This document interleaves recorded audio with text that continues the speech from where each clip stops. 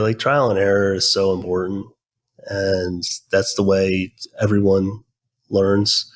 And some people, you hit that success earlier on, like you find what works earlier on.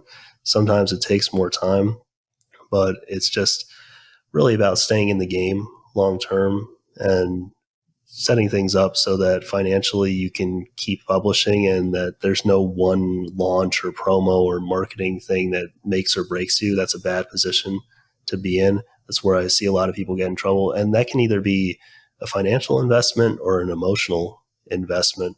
Where the last series that I wrote was 3 years ago, and I was really expecting this to do super, super well. And it did okay. And in retrospect, I could have pushed it. And if I had just released the next book on time, then I would have been fine. But that didn't happen because I was freaking out about how it wasn't doing what I thought it was going to do, and it wasn't performing up to my entirely arbitrary expectations. And I see that happen a lot where people get really discouraged and they stop. And, I spent a lot of time trying to work through why that didn't do well and try to fix it and all that, which it's worthwhile trying to retrace your steps and analyze what's going wrong, but that can kind of devolve into rumination or just spending a lot of time throwing good money after bad and good time after bad. So, it took me a while to just kind of let that go. And I mean, there was a 3 year gap between that book and the book that I just wrote that came out. In the meantime, I was doing ads for clients and learned a lot of stuff and things like that. And working on the marketing side. So it wasn't like I just sat there, but certainly that experience of having those expectations, it was kind of like jarring. And the one thing that I've learned in that time frame is just to really let go of those because they're not usually an accurate reflection of what's going to happen, either good or bad.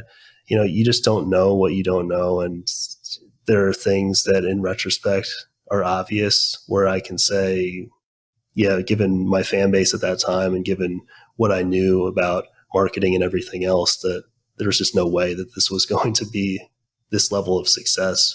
But in the moment, you don't know that. So it's better to just let go of a lot of that stuff.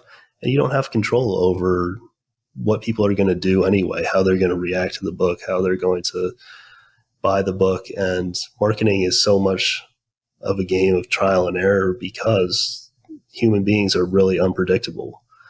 And it's just hard to know what they're going to like, what they're not going to like. And it's another reason why you just got to keep writing.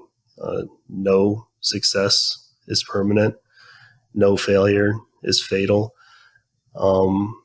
Unless you kind of dwell on it, in which case you can get really sidetracked. And I think that's where people kind of give up. And that's unfortunate if it's really something that you want to do. It might not be unfortunate if you decide, I don't really like writing as much as I thought, or I don't really like the business aspect of it, then you can definitely quit. And that's a good decision if that's the case, but it's a bad decision if it's just based purely on expectations.